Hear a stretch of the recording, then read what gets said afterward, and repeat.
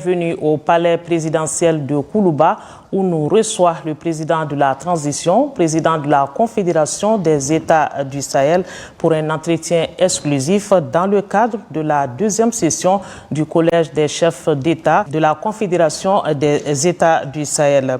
Le Mali qui a donc guidé les premiers pas de la Confédération des États du Sahel.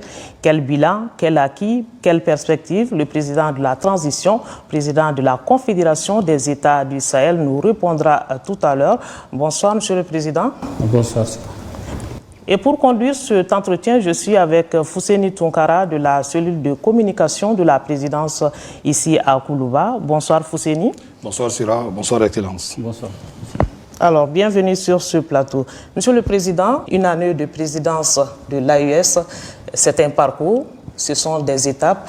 Dites-nous, quels ont été les premiers actes posés lors de votre présidence? Quel est votre regard? Merci Sira. Et tout d'abord, je voudrais rendre un hommage mérité au peuple souverain de la Confédération, c'est-à-dire les populations du Burkina Faso, du Mali et du Niger, et qui ont très vite compris les enjeux de notre combat qui s'articulent autour de la vision du respect de notre souveraineté, du respect des intérêts de nos peuples. Donc je voudrais vraiment les remercier et surtout les demander de rester toujours mobilisés, engagés et que le combat n'est pas terminé. Excellence, quel était votre objectif en acceptant de diriger l'AES pour cette première année? Donc avant de répondre à cette question, je voudrais d'abord revenir sur les motivations de la création de la Confédération. C'est lorsque certains pays africains ont décidé d'agresser le pays frère du Niger, et c'est en ce moment que nous avons décidé d'apporter notre soutien de fraternité et surtout militaire pour vraiment défendre l'intégrité et la souveraineté du pays frère du Niger. Et il faut le reconnaître que cette menace d'agression était réelle. Parce que l'un des présidents même de ces pays africains qui avait décidé d'agresser le Niger m'avait appelé pour nous dissuader de ne pas s'interférer dans cette situation. Et en son temps, il m'a demandé si toutefois on était au sérieux. Et je lui ai répondu si nous ne sommes pas au sérieux et tenté d'agresser le Niger, et vous allez voir la suite.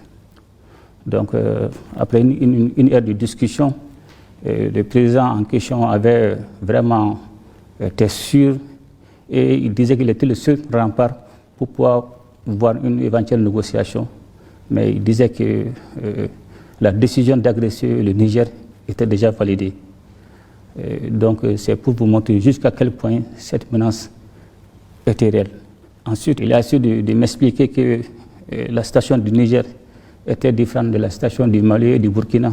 Selon son terme, s'il laissait le président Bassoum en son temps, ça serait le tour de qui après? Bon, j'ai répondu simplement, si nous aussi on vous laisse agresser le Niger, ça serait le tour de qui après? Donc c'était de bonne guerre. Donc finalement, je pense qu'il est revenu à la raison quand il a vu qu'on était réellement décidé à défendre le Niger. Donc c'est pour vous dire que cette menace était réelle et pour vraiment formaliser notre union, donner un caractère juridique légitime à notre union pour défendre le Niger, nous avons décidé et signé à l'unanimité et de façon simultanée la charte de Liptako-Gourma pour instituer l'Alliance des États du Sahel. Et dans cette charte de Liptako-Gourma, à son article stipule la mise en place d'une défense collective et d'assistance mutuelle entre les États membres. Aussi, dans son article 4, vise à combattre les groupes armés terroristes sous toutes ses formes, la criminalité transfrontalière et surtout le banditisme.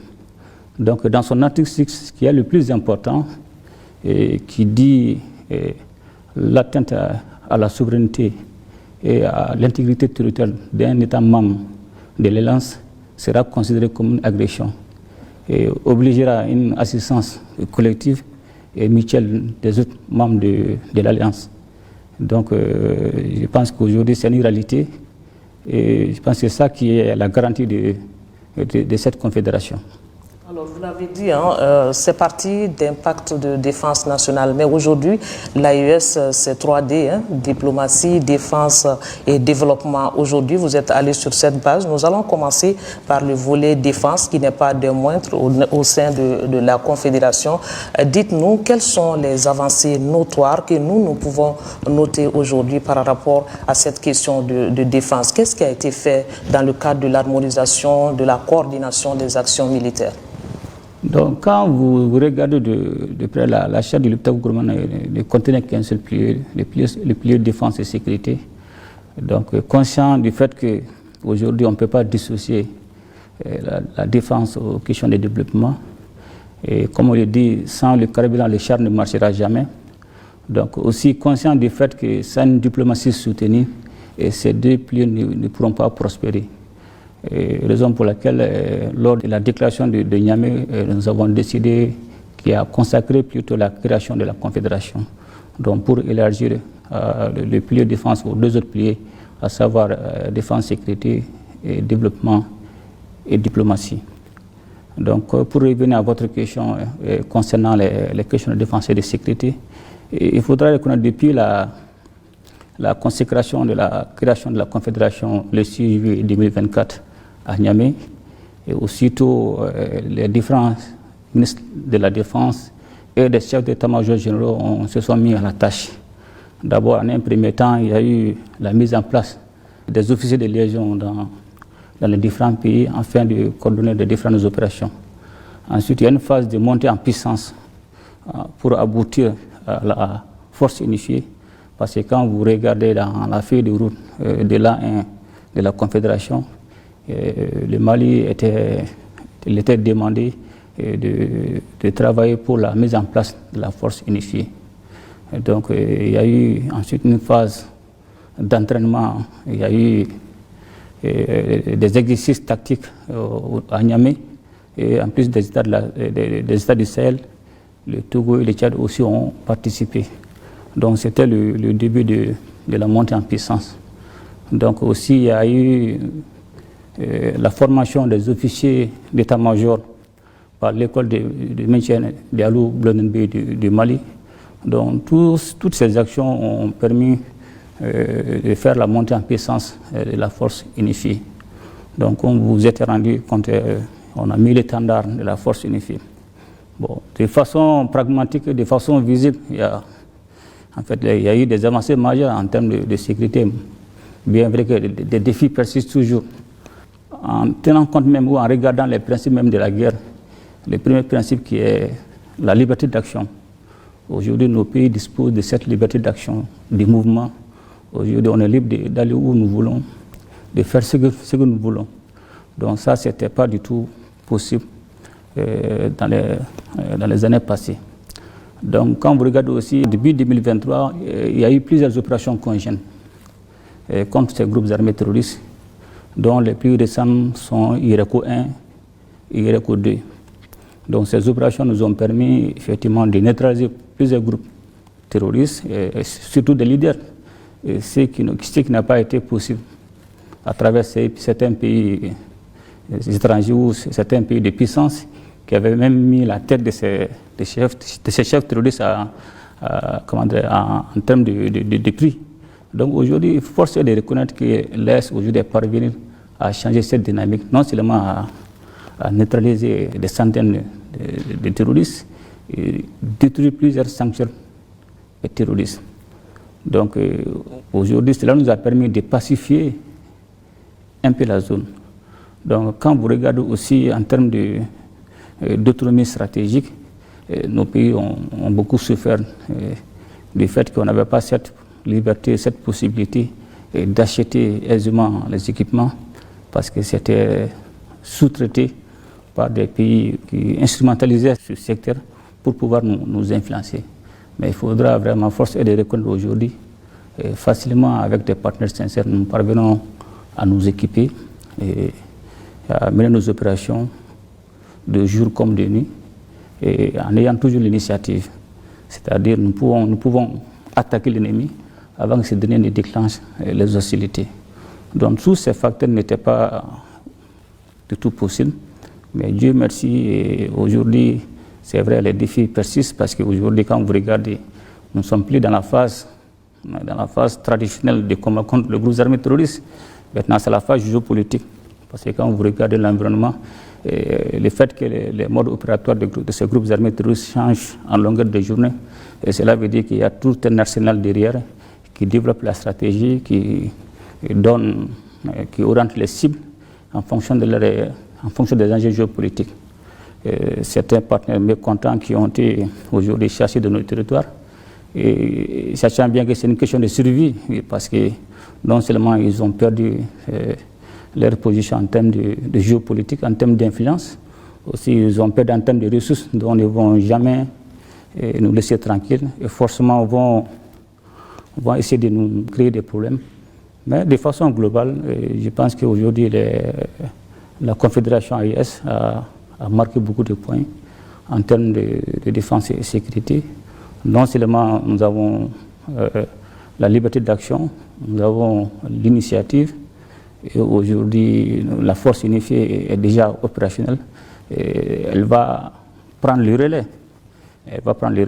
C'est-à-dire depuis 2023, ces opérations étaient déjà en cours, mais il fallait mettre une organisation plus simple, plus adaptée, pour que les différents ministres de la Défense et les chefs d'état-major généraux puissent se reposer un peu. Donc cette force unifiée, c'est la nouvelle dynamique pour continuer le combat contre le groupe armé terroriste. À vous entendre, Monsieur le Président, on est rassuré que la stratégie AES va s'adapter aux réalités du terrain. Exactement, c'est militaire en réalité. L'ennemi, c'est un jeu de cache-cache. L'ennemi va aussi faire la lecture de tout ce qu'on est en train de planifier. Donc on va changer de mode opératoire en fonction des enjeux ou des objectifs à atteindre. Donc comme nous aussi, on va pouvoir développer des modes opératoires pour les contrer. Mais c'est de bonnes guerres. Ce qui est sûr et certain, nous devons nous préparer vraiment à développer encore des stratégies et surtout anticiper. Le problème, c'est l'anticipation. Alors, si nous parvenons à anticiper, nous allons pouvoir les neutraliser à temps et puis la peur va changer de camp.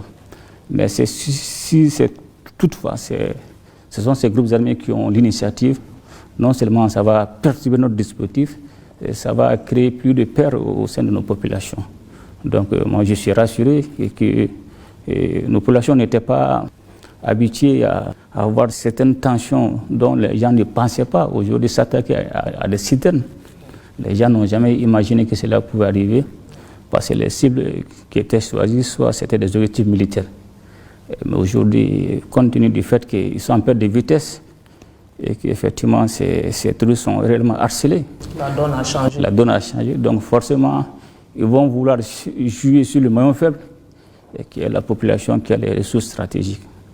Donc je pense que l'espoir est permis. Alors, Excellence, vous avez parlé tout à l'heure de partenariat et aujourd'hui c'est vraiment une évidence.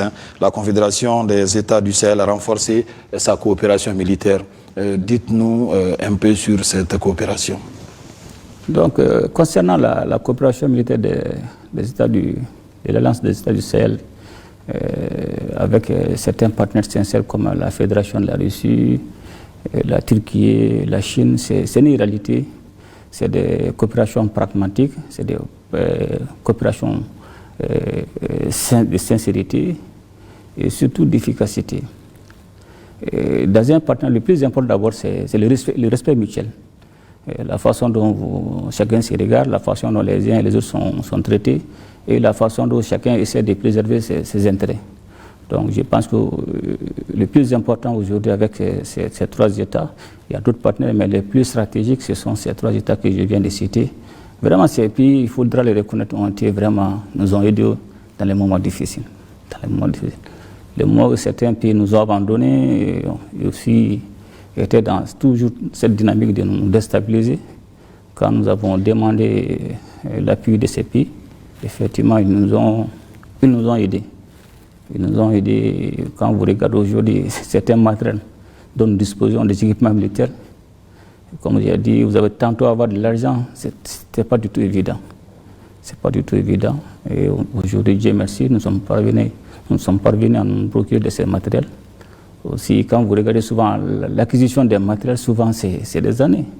C'est des années de planification, souvent 2 ans, 3 ans. Mais dans l'urgence, dès que nous avons tout le temps parlé à ces présidents, ils ont très vite donné les instructions à leur gouvernement pour que nous puissions vraiment accéder. Les matériels qui sont en train de venir au Mali actuellement, ce n'était pas évident. Mais quand j'ai parlé au président Xi Jinping, il montre la nécessité et que nous sommes en guerre. Et devant tout le monde, il a aussi tout donné la priorité au Mali. Et ces instructions, il veille de façon scrupuleuse sur cette décision pour que ça puisse se réaliser. Et Dieu merci, aujourd'hui, c'est une réalité, les gens voient les matériels en train de venir. Donc c'est pour vous dire que c'est de la sincérité, c'est un partenaire pragmatique. Donc avec ces différents partenariats, en fait, nous sommes parvenus à changer la donne au niveau du Sahel en termes de lutte contre les groupes armés terroristes, en termes de réorganisation de nos armées. Alors ça nous permet d'introduire la question de diplomatie qui n'est pas de moindre, Monsieur le Président. Les États s'imposent par la diplomatie aujourd'hui. Nous avons constaté que l'AES parle d'une seule voix. C'est très important pour les États du Sahel pour pouvoir se faire entendre au niveau international. Dites-nous, quelle est l'harmonisation à ce niveau? Comment arrivez-vous à harmoniser vos points de vue et parler d'une même voix? Donc, effectivement, vous avez raison. Quand il y a eu la confédération, la naissance de la confédération, bon, certains ne nous prenaient pas au sérieux, mais aussi il y avait cette dynamique de nous diviser, de nous distraire. Donc il fallait comprendre cette stratégie et pouvoir aussi la contrer. Donc heureusement, on a vite compris et nous nous sommes préparés. Parce que la dynamique qui a été en place, c'était de pouvoir faire en sorte que l'AES ne puisse pas exister. Donc même, vous allez voir, même en termes d'invitation pour participer à certaines conférences, à certaines réunions, ils invitaient les gens individuellement. Donc nous avons essayé de mettre fin à ça.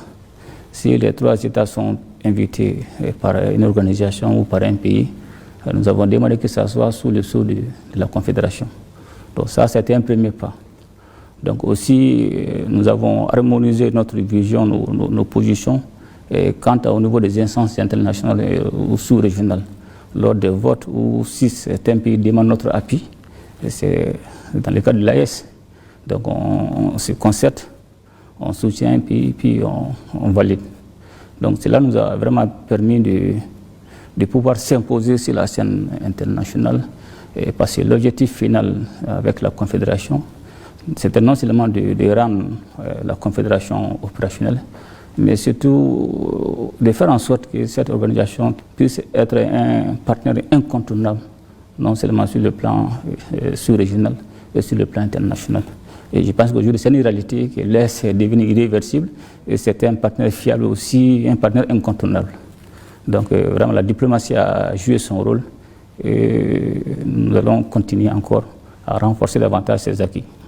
S'imposer sur le plan international n'est pas chose aisée. Alors comment l'AES répond-elle aux critiques extérieures? Vous savez, il n'y a pas d'amitié, il n'y a pas...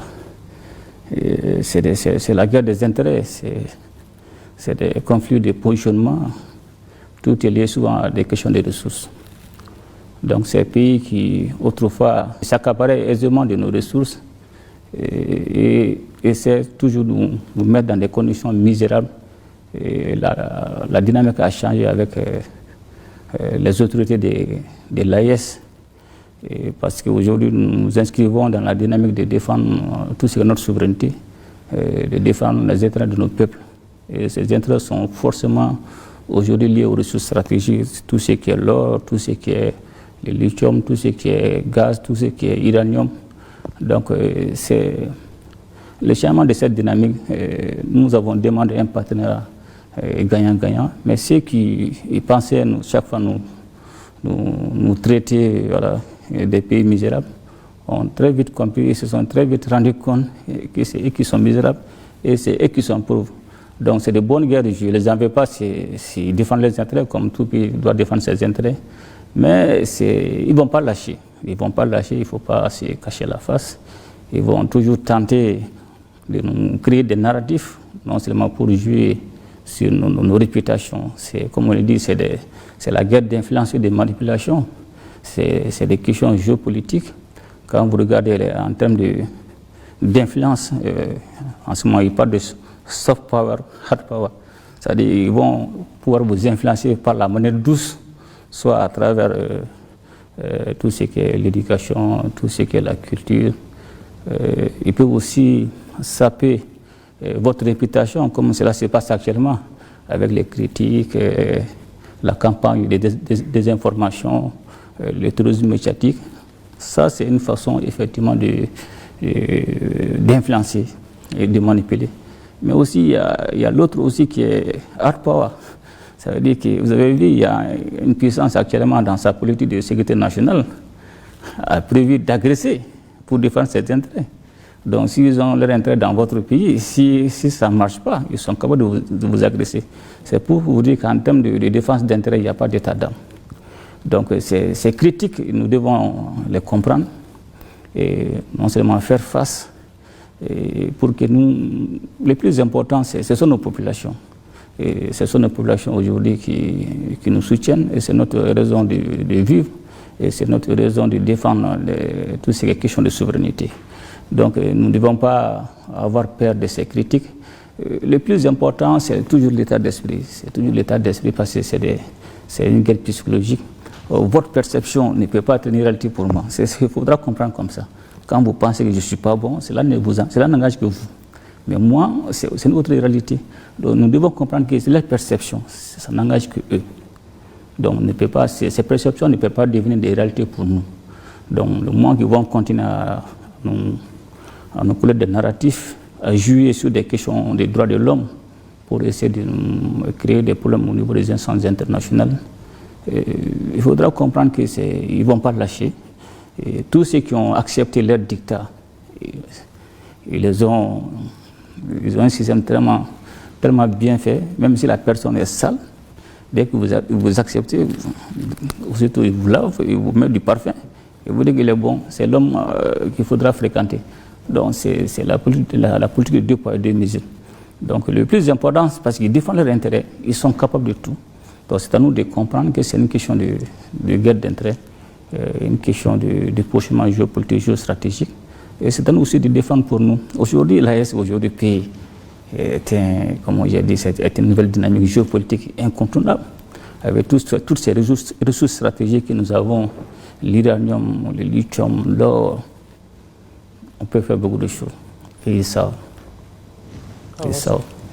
Alors, Monsieur le Président, vous l'avez dit, c'est une question de géopolitique. Il y a des partenariats qui sont quand même jugés utiles aujourd'hui et gagnant-gagnant, tels qu'avec la Russie ou encore la Fédération de Russie ou encore la Turquie. Dites-nous, vous êtes à quel stade aujourd'hui par rapport à ces partenariats? L'AES s'est mis à quel niveau? Bon, il faudra comprendre avec certains pays, quand vous prenez la Russie, nous avons les partenaires à 2 niveaux. Les partenaires sur le plan sécuritaire, et les partenaires aussi sur le plan économique, sur le plan développement. Donc les 2 niveaux existent avec la Russie. On a pratiquement à plusieurs niveaux avec la Russie. Avec la Turquie, ça c'est effectivement, il y a aussi les partenaires dans le cadre de la défense et de la sécurité, aussi dans le cadre du commerce et toutes ces actions de développement. Avec la Chine, c'est plutôt dans le cadre des questions de développement. Bon, les questions de sécurité, c'est juste l'achat des équipements. Donc aujourd'hui, on a ces différents niveaux de partenariat, tantôt sur le plan sécuritaire, tantôt sur le plan économique et aussi sur le plan de développement. Quand vous regardez avec la Russie ou la Chine, nous avons des projets, par exemple, concernant la Russie, il y a la construction de l'usine d'affinage qui est en cours. Il y a aussi la construction, la centrale solaire de Sanangoroba aussi qui est en cours. Ensuite, il y a d'autres projets de construction de barrages. Donc, avec la Chine aussi, on a la centrale solaire de Safo, Safo 1, Safo 2. Aussi, on a en cours aussi un autre projet de construction de centrale solaire à Koulikoro. Donc, tous ces projets nous permettent aujourd'hui vraiment de coopérer et de renforcer davantage nos partenaires avec ces pays. C'est des questions de gagnant-gagnant. On est contre personne, l'AES n'est contre personne, mais nous défendons nos intérêts comme tout pays sérieux ou toute organisation sérieuse doit défendre ses propres intérêts. Donc ces partenaires sont en train d'évoluer en fonction de nos intérêts. D'accord, et ce qui nous permet d'introduire le volet développement qui n'est pas des moindres. Tout ce dont vous venez de parler, tout cela concourt au développement. Dites-nous, quels sont les acquis économiques aujourd'hui que nous pouvons noter sous votre présidence de l'AES? Dans le cadre des questions de développement, il y a dans la feuille de route, il était demandé d'abord de créer la banque de développement et d'investissement. Donc aujourd'hui, je pense que cette banque aujourd'hui est une réalité. Elle est déjà créée, le conseil d'administration a été déjà mis en place. Il y a eu la nomination de ses membres. Donc cette banque aura un capital de 500 milliards. Donc cette banque va nous permettre de financer les projets de la Confédération, non seulement dans le domaine d'infrastructure, dans le domaine de l'énergie, dans le domaine de l'éducation, dans le domaine du transport. Mais ce n'est pas tout. Parce que quand vous regardez, nous avons décidé de transformer l'autorité de développement intégré de l'Iptako Gourmand ALG en agence d'exécution pour les projets et programmes de la Confédération. Donc cette transformation est déjà en cours. On a mis une administration provisoire pour 6 mois. Il y a eu un audit aussi qui est en cours. Il y a eu un comité d'experts qui est en train de travailler sur la transformation de cette agence d'exécution. Je pense que le processus doit être finalisé d'ici normalement à la fin 2025. Et aussi, les premières opérations doivent commencer en 2026. Donc, tous ces acquis et la transformation de l'autorité de développement intégré de l'Iptako Gourmand. Aussi, nous avons décidé aussi les prélèvements de la Confédération, le prélèvement confédéral et PCAS, qui était autrefois quand nous avons rompu avec la CEDEAO. Nous avons aussitôt transféré ce prélèvement confédéral qui a de prélever 0,5% sur toutes les marchandises importées. Donc ce montant qui est dans un compte spécial permettra aussi, en plus de la banque, non seulement financer nos projets, mais aussi ces montants aussi, ces fonds peuvent aussi renforcer la banque. Donc c'est pour vous dire qu'il y a ce dispositif qui est déjà en place. Donc dans le cadre de l'intégration de nos populations, il y avait un certain nombre d'actions qui étaient demandées dans la feuille de route pour permettre la libre circulation des personnes et des biens. Et cela nous a permis de mettre en place la carte d'identité biométrique AES, les passeports biométriques AES. Donc aussitôt, nous avons aussi, parce qu'il fallait dès le début marquer l'esprit de nos concitoyens et surtout l'international de la création de la Confédération. Et cela passait forcément par la mise en place des symboles. Ces symboles qui affirment notre adhésion, notre appartenance à l'organisation. Et c'est en ce moment que nous avons non seulement créé le drapeau de l'AES, donc qui a été lancé officiellement le 3 mars. Et nous avons aussi créé l'hymne de l'AES qui a été lancé au mois de juin 2025. Donc toutes ces actions non seulement ont permis d'installer, de donner des fondements de base, un soubassement, une base solide à la Confédération. Maintenant, il y a le soubassement, maintenant, il s'agira maintenant de continuer avec la construction de la maison. Voilà, donc il y a beaucoup d'actions majeures qui ont été vraiment réalisées. Alors parlons des aspects un peu spécifiques. Alors quelles initiatives ont été prises pour renforcer les infrastructures communes? Je parlerai de routes, énergie, commerce transfrontalier, entre autres. Dans le cadre du développement en termes d'infrastructures, en termes d'énergie, en termes de transport, d'abord nous avons demandé qu'il y ait des rencontres sectorielles pour harmoniser d'abord les procédures au niveau des différents départements. Ensuite, il y aura la validation d'un certain nombre de projets qui seront validés par les chefs d'État. Et ces projets seront financés soit par la banque ou soit par le prélèvement confédéral. Et ces projets seront exécutés par l'agent d'exécution de la Confédération, qui est la transformation en cours de l'autorité de développement intégré de l'Iptako Gourmand. Donc il y a plusieurs projets, mais certains projets jusqu'à présent sont en attente, tels que la mise en place de la nouvelle compagnie aérienne, peut-être qui sera pris en compte par le deuxième mandat. Il y a aussi la mise en place du chemin de fer Bamako, Ouattara, Niamey. Donc il y a plusieurs actions, plusieurs projets qui sont en attente. Donc nous avons mis les sous-bassements, les bases solides. Et maintenant, je pense que nous serons plutôt orientés pour le deuxième mandat sur le projet de développement. Toutes ces questions de sécurité, nous avons fait. Il y a eu la force unifiée qui est déjà en place. Et nous avons rendu l'espace AIS transformé en un théâtre unifié, un théâtre unique. Ça veut dire que toute violation de l'espace, soit du Burkina, du Mali, du Niger, deviendra la violation de la Confédération. Et que Dieu nous en garde, et tous les pays qui ont des services de renseignement dignes de ce nom savent jusqu'où la Confédération est équipée et les moyens d'agression dont nous disposons pour nous défendre. Et je pense qu'en plus de la lutte contre les groupes armés terroristes, l'Est aujourd'hui a la capacité d'engager un combat, une guerre de haute intensité.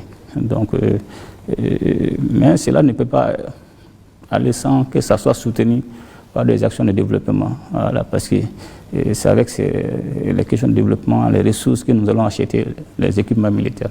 Donc, force est de reconnaître que nous allons nous focaliser certainement lors du deuxième mandat à faire plus d'impact en termes de réalisation des projets, parce que la population ne voit que les réalisations, et surtout des projets qui contribuent à leur épanouissement. Monsieur le Président, le volet communication est un volet très important aussi. Pour pouvoir s'imposer aujourd'hui, il faut donner la bonne information. L'AES est dans cette dynamique. Qu'est-ce que nous pouvons noter aujourd'hui comme acquis sous la présidence malienne de l'AES sur le volet communication? Merci. Dans le cadre du volet communication et pour la feuille de route de l'A1, il était prévu de mettre en place un dispositif de communication. D'abord, il devait avoir la réalisation de la télé AS, dont on avait donné la mission au Mali, et la réalisation de la radio AIS au Burkina et la réalisation de la presse écrite au Niger. Donc ces trois États devaient avoir ces différents dispositifs, mais chaque pays aura les démembrements. Par exemple, le siège de la télé sera à Bamako, mais il y aura des démembrements au Burkina et au Niger, et vice-versa. Donc l'objectif de ces dispositifs, non seulement c'est donner la bonne information à nos populations, aussi de contrecarrer cette campagne de désinformation visant non seulement à terroriser nos populations, et surtout à déstabiliser nos États. Je pense qu'aujourd'hui, la télé AS est une réalité. La radio aussi au Burkina est pratiquement terminée. Et il y a eu la nomination du directeur de la télé AS, le coordinateur, avec certains membres. Je pense qu'ils vont vite se mettre à la tâche et pour nous aider non seulement à bien informer nos populations, mais surtout à contrecarrer ce tourisme médiatique et soutenu par des sponsors étatiques. Alors, Monsieur le Président, par rapport au volet communication, la Web TV aussi a été créée. Effectivement, la Web TV, la plateforme digitale, était d'abord le premier dispositif mis en place pour soutenir les volets communication. Et aussi, il y a eu la mise en place d'un réseau de communication AIS pour faciliter les communications dans nos différents pays, et les systèmes free roaming. Donc, il y a eu tout un dispositif qui est déjà en place et qui va nous permettre non seulement de faciliter, de donner de bonnes informations, de faciliter la communication dans l'espace AIS. Monsieur le Président, on va finir sur cette question. C'est ce message au peuple de l'AES qui est tout oui aujourd'hui. Quand le président de la Confédération parle, le peuple est intéressé forcément. Quel est ce message aujourd'hui en termes de perspective? À quoi le peuple de l'AES peut s'attendre dans les jours, les années à venir? Donc, le peuple de l'AES doit s'attendre à une transformation toujours de la Confédération de la façon positive. Et les enjeux sont connus, et tout ce qui est action, tout ce qui est secteur de la sécurité, et effectivement, ils ont vu, il y a des impacts. Il y a des impacts positifs, il y a de l'amélioration, bien vrai qu'il reste toujours quelques défis. Mais dans le domaine du développement, c'est là-bas que le peuple doit réellement voir Donc, je pense que les projets qui sont en cours, d'exécution, d'autres qui seront planifiés, permettront de donner satisfaction aux revendications légitimes de nos populations en termes d'infrastructures, en termes d'éducation, en termes d'énergie, en termes d'agriculture, en termes d'entrepreneuriat. Donc, c'est tous ces domaines. Dès que nous aurons vraiment à faire des réalisations que le peuple sera en mesure de sentir réellement. C'est vrai que nous avons le soutien du peuple dans les moments difficiles, les raisons pour lesquelles nous avons tout le temps salué la résilience de nos peuples. Mais cela dit, nous devons travailler et aller très vite avec la réalisation de ces projets pour donner une visibilité à nos actions. Mais aussi, nous demandons toujours à la population de rester mobilisée, de rester déterminée, parce que c'est de bonnes guerres.